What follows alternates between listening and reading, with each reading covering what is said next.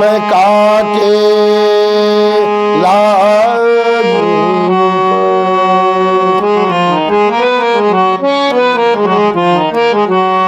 बलिहारी गुरु आपने गोविंद दियो बताए। अगर गुरु और भगवान दोनों मिल जाएं तो पहले प्रणाम किसको करें? ये प्रश्न का उत्तर मैं आज नहीं दूंगा, कल दूंगा। लेकिन आज मैं जो कथा करने जा रहा हूं, मित्रों, कल मैंने नचिकेता के आधे ही प्रसंग को आपके सामने बताया था। आज मैं नचिकेता के 3 वरदान, पहला वरदान उसने मांगा कि मेरे पिताजी गुस्सा मत हो। दूसरा, मैं स्वर्ग में कभी भी जा सकता हूं, आ सकता हूं, ऐसा वरदान दे दीजिए मेरे को।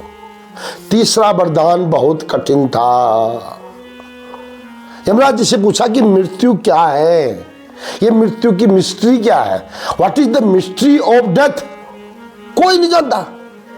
हर एक आदमी ये बोलता रहता है, यार पता नहीं कब मौत आ जाएगी, कैसे आ जाएगी, ये मृत्यु क्या है, किसी को भी पता नहीं है। आज यही बात जानना चाह रहा था नचिकेता। और नचिकेता ने यमराज जी से बोला कि प्रभु मुझे भेद बताओ। तो यमराज जी ने बोला, देखो ये काम जानना तुम्हारा नहीं, तुम बच्चे हो। अगर तुम इसके बदले पृथ्वी का सारा राज्य चाहते हो तो तुम्हें मैं दे देता हूं। अगर तुम इसके बदले स्वर्ग भी चाहते हो मैं दे देता हूं। लेकिन इस प्रश्न को मत सीखो, ये बहुत ज्ञान की बात है। देखो, जिस मृत्यु का नाम हम लोग लेना भी नहीं चाहते, देखो हम लोग कैसे हैं, हम लोग हम सुखी कैसे रह सकते हैं बताओ? हमारे जैसा मनुष्य सुखी नहीं रह सकता। क्यों? क्योंकि मृत्यु से डरता है, मृत्यु को जानता ही नहीं है। अब यमराज जी बाध्य हो गए। यमराज जी ने बोला, सुनो फिर मैं आपको बताता हूं मृत्यु के बारे में, ध्यान से सुनना। अरे दुनिया वालों, ध्यान से सुनो कि मृत्यु का रहस्य क्या है। What is the mystery of death? What is the whether there is a death or otherwise? क्या मृत्यु होती भी है या नहीं? इस बात को आज यमराज जी बताने जा रहे हैं। पहला ज्ञान यमराज जी ने बोला कि मृत्यु नहीं होती है। मृत्यु कोई चीज ही नहीं है, लेकिन शरीर की होती है। जो आत्मा है, वो जो मैं जो बोल रहा हूं, ये आत्मा हूं, शरीर नहीं हूं।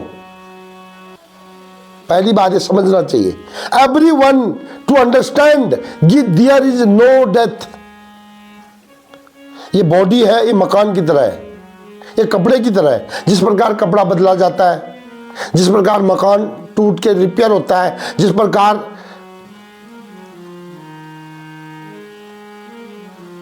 पंच तत्व का शरीर, पंच तत्व में विलीन हो जाते, कहते हैं ना, पंच तत्व में विलीन हुआ शरीर बोलते।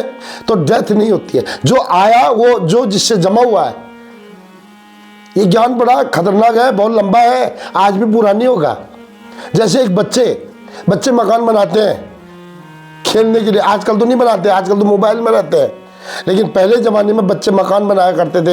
एक बच्चा मकान बनाता, दूसरा मकान, तीसरा मकान, चौथा मकान, पांचवा। फिर उसकी मम्मी आ जाती थी, ओ इधर खाने का टाइम हो गया, वो मकान ढहा के वापस आ जाते थे। यही है मृत्यु।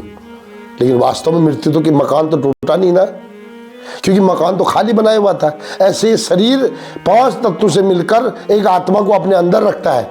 लेकिन बाद में वो शरीर समय आने पर उसी में मिल जाता है, वो आत्मा दूसरी जगह चले जाती है। तो इसका मतलब मृत्यु किसकी हुई?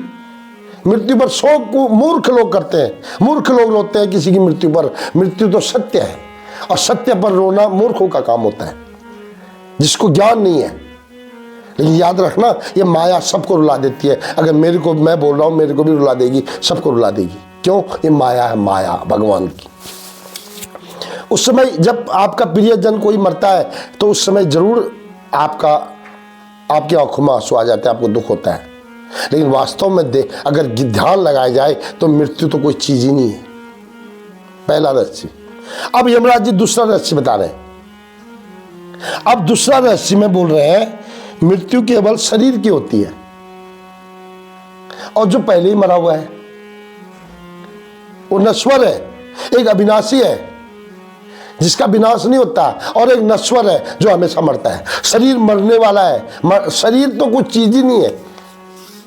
शरीर है अग्नि जल वायु पृथ्वी और आकाश से बना हुआ है, एक पिंड है, और वो उसी में मिल जाता है। आत्मा दूसरी जगह चली जाती है, इसका मतलब मौत हुई नहीं। अब बोलते भी मौत नहीं हुई तो इतना रोना धोना क्यों होता है? यह हमने मन लगा लिया क्या? हमने अपनी पत्नी पर, अपने बच्चों पर इतना मन लगा दिया, इतना मन लगा दिया, इतने आश्रित हम हो जाते हैं दोस्तों कि हमें उनके जाने का इतना गम हो जाता है, हम पागल हो जाते हैं। कई लोग तो डिप्रेशन में चले जाते हैं। ये मृत्यु का दूसरा ज्ञान है। तीसरा ज्ञान कल बताऊंगा, क्योंकि ये इतना आसान नहीं है। कोई समझे ना समझे, लेकिन मैं तो समझूंगा ना, मैं अपने लिए बोलूंगा ना, ताकि बोलते बोलते भगवान क्या बुलवाएंगे और वो मुझे नॉलेज होगा। तो कल तीसरे ज्ञान, चौथा, पांचवा, 3 ज्ञान कल बताऊंगा। राधे राधे, बने रहे मेरे साथ। जिसको इंटरेस्ट है वो सुने, जिसको नहीं है वो राधे राधे बोल देना बस। जय श्री कृष्ण।